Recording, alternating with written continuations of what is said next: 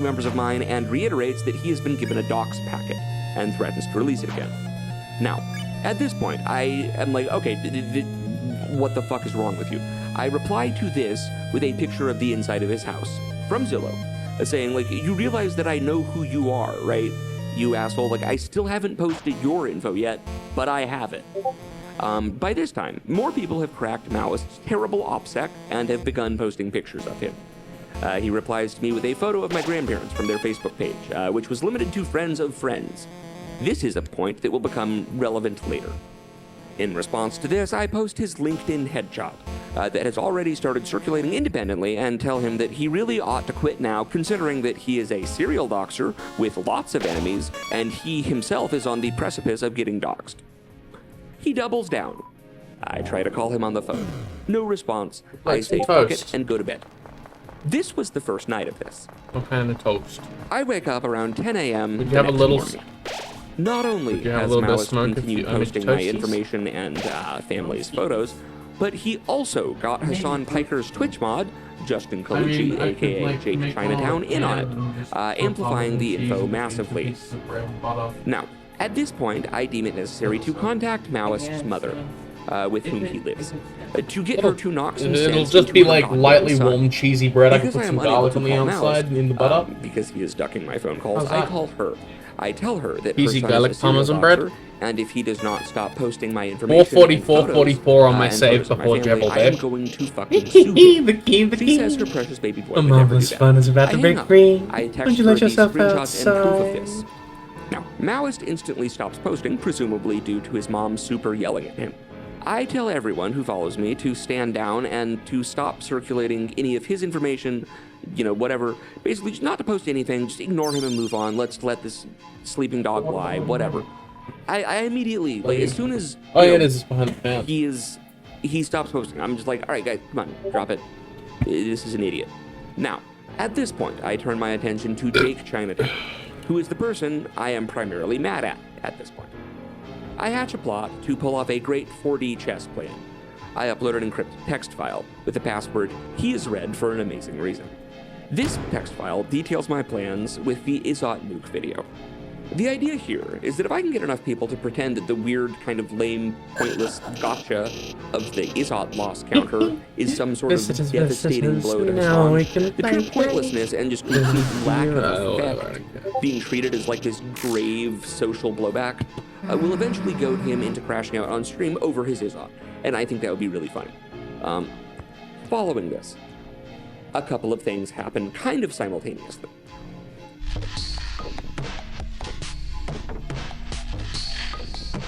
1.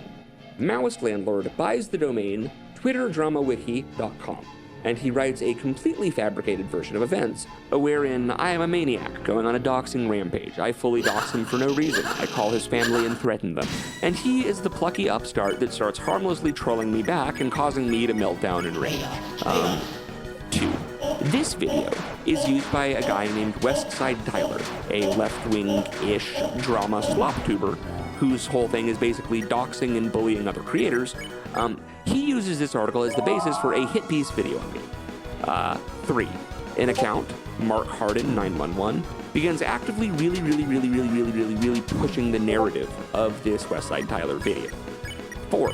An account called Flesh Simulator, where the L in simulator is replaced by a uppercase I, created to look exactly like mine with the sans serif font, is used to post a bunch of stuff about how I'm a pedophile and I'm a racist. 5. Maoist somehow gets his hands on the unencrypted text file of, like, what I'm predicting for the Izzot nuke. So that's, completely screws with the plans. Lovely, I had the aspect ratio set wrong. Anyways, I'm already too far into this to restart.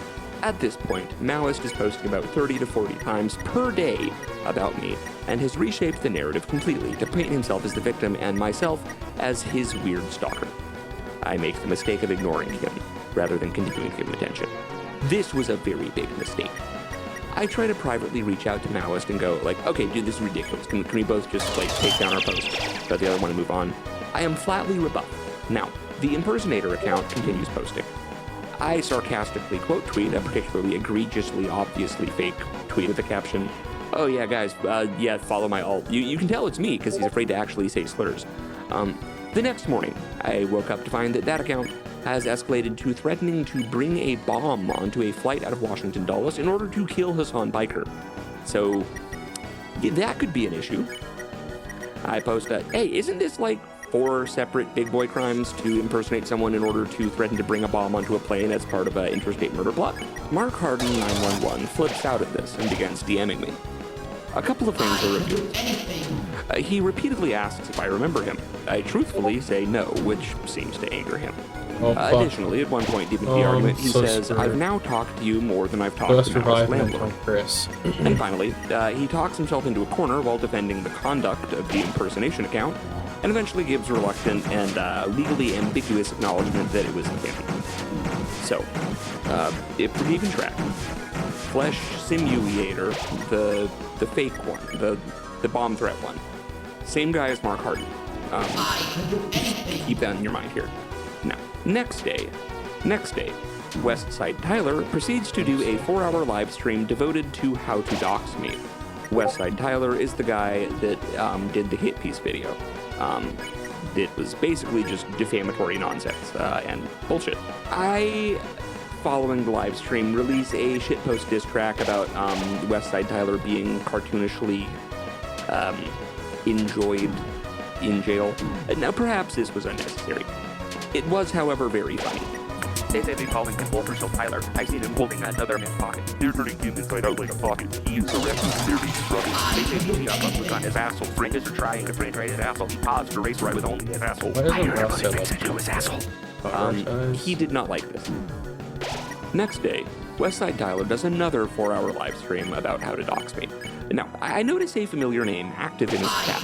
UAE Falcon Finance, aka Bernard Robert Goldsmith, a man whom I had been casual friends with for a while. Now, the UAE Falcon Finance was in my roughly 30-person or so private inner circle Discord. Turns out, he was the one who leaked the plan to Maoist, and is using his claim of knowing me to give Tyler fake info for whatever reason. So, UAE Falcon Finance then proceeds to organize and promote a meet and greet. Maoist landlord shows up to DC, posse deep, and calls me a pussy for not showing up and attacking him and getting my head stomped in by like 5 other guys, and then arrested for assault. Like, come on, man. But anyways, at this point, ignoring Maoist has allowed him and Westside Tyler to create a popular narrative of me going on a just doxing rampage over being mad about SpongeBob gifts, is the takeaway from this first segment. On March 20th, Maoist re-uploads multiple of my videos in full onto YouTube.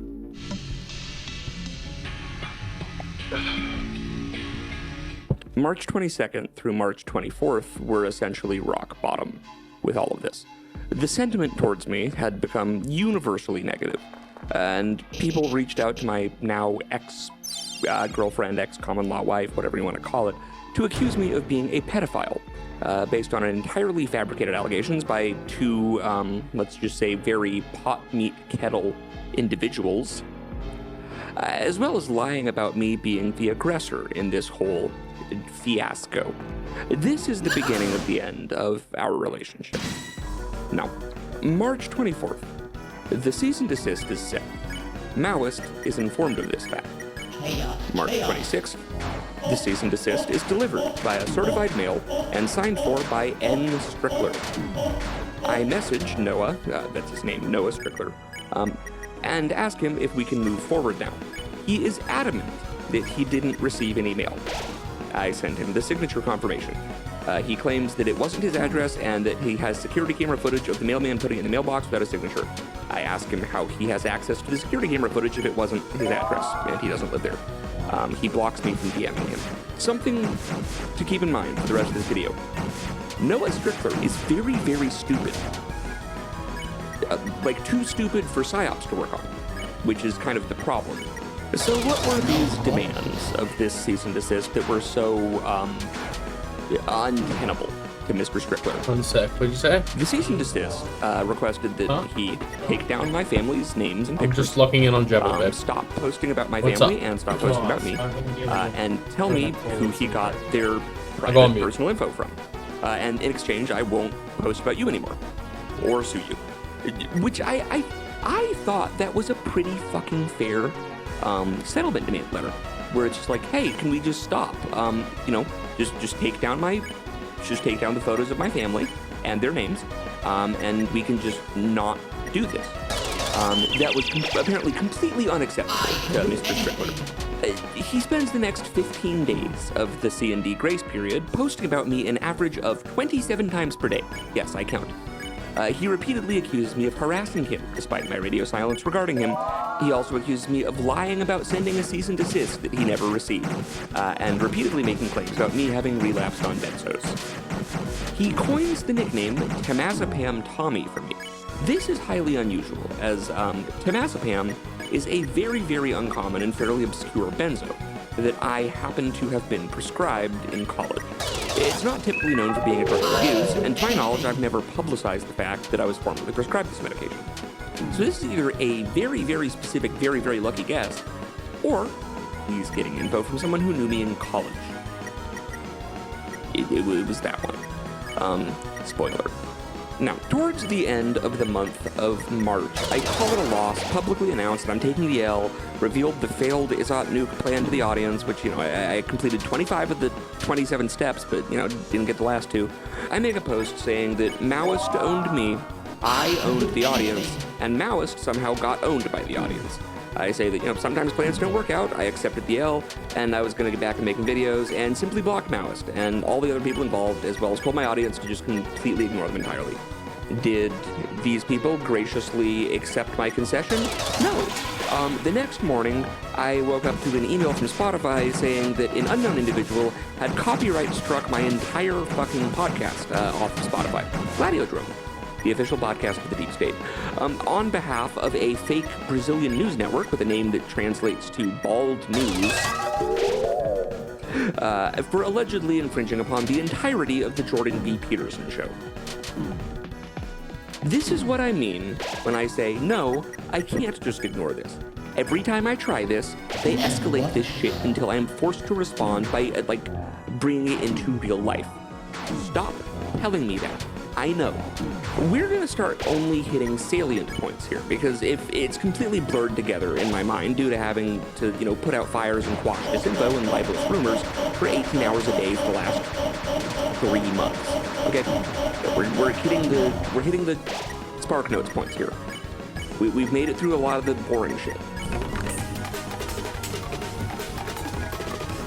Early April, I see that one of the maybe 12 people that the imposter Flesh Simulator account follows is none other than C. elegans, aka John Gilroy, a close friend of Jay's.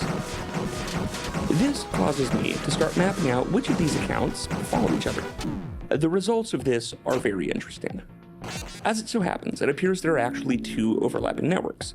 One involving Jake Chinatown, Mouse Landlord, and UAE Falcon Finance. And then another one centering around none other than Jay. Yes, that Jay. From the How to Conduct a PSYOP video. Yes. Solid Jay. This is something that, from what I can tell, he had really been working on obsessively since that video came out. Almost a full year ago. Jay was the only person to have my docs before all this started. So suddenly, the packet of 3 generations of my family's info that was given to Noah begins to make more sense. Knowing that Jay is behind a lot of this, and knowing how his brain works, I give another random account a credit. I say that they're the linchpin of this network, and likely the brains, rather than the one that obviously was Jay, which was Mark Harden 911. This is obvious by the fact that it's the one right in the center that everything connects through, and also it had some weird, retarded red herring rabbit hole ARG designed to drive you insane, clumsily connected to it, which, I deftly sidestepped. Now, I make a post explaining this network, and hoo boy, do the people on there sure not like being on there. They start acting like worms you're trying to pull out of dirt. Mark Harden 911, though, has a melty about not getting credit. He began Sephiroth posting about he was the one who ruined my career and topped me for being a chud, blah blah blah, and how he did it from his office bathroom. Clue there that will be relevant later. Office, not university. Mark Harden 911 then tries to sell me access to this account for $4,000 in Bitcoin, presumably to cover his tracks and tie up loose ends by sort of coming up with a plausible reason to get me to log into the account from my own computer, as well as also, like, fleece me for 4K, trying to tempt me with trolling the commies or whatever. He claims there is a group chat. This is not the chat I'm looking for. It's the wrong end of the network, but whatever.